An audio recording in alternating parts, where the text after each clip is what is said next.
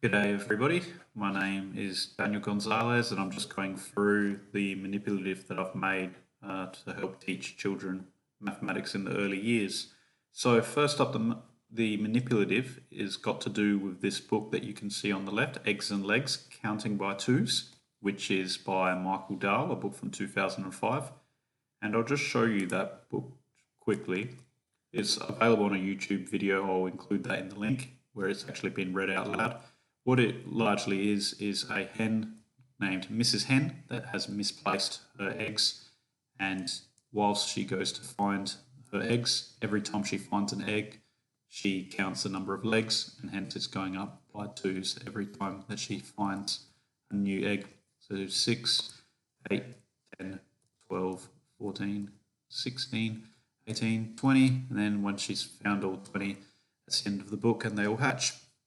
So that book clearly about skip counting, and I will show my manipulative in a sec, but this makes it a slight bit easier to see. That is what is on the manipulative, eggs and legs. That's on the top of the box. There's the box.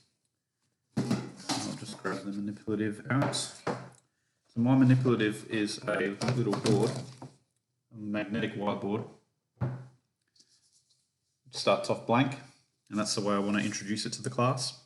Now within the box was also these little bags that have other things that I need for the manipulative. First up is magnetic numbers. So what the aim of the manipulative is to showcase numbers from 2 to 20, just like we have in our picture. And what the students will be doing will be matching the number of eggs with the number of legs.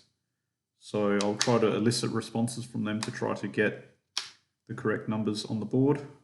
So I won't do them all at the moment, I'll just do the first 5. So 2, 4, 6, 8, 10.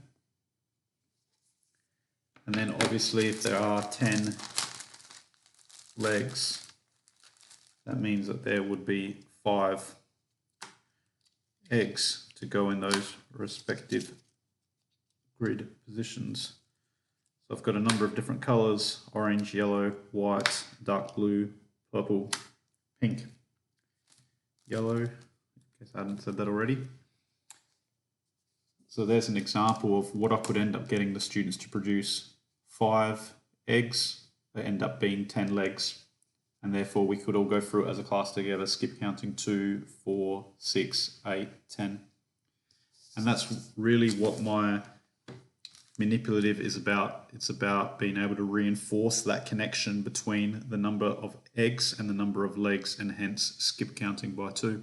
And hopefully once enough familiarity has been established with it, then what could end up happening would be that the students could pick a different starting point. Maybe there could be we start at number 1, or we could go in reverse order, or start at 10 and go onwards, or something like that, once students become a lot more advanced and a lot more familiar with what's going on when you're skip counting by 2. Now, I've also included a large number of spare numbers to be able to put on in case any are misplaced or whatnot, and likewise with the number of eggs with legs that can be put on. Now it's all magnetic, so it all just sticks onto it really nicely, and it's all very flexible in that even these lines that I've done, they're also connected by magnets. So if for whatever reason some of the eggs don't fit that well, so for example there's a couple of bigger ones that I had done just for a bit of variety, the lines can be moved to make more space for them. Now there's a bit more space for that white one. So yes, that is my manipulative.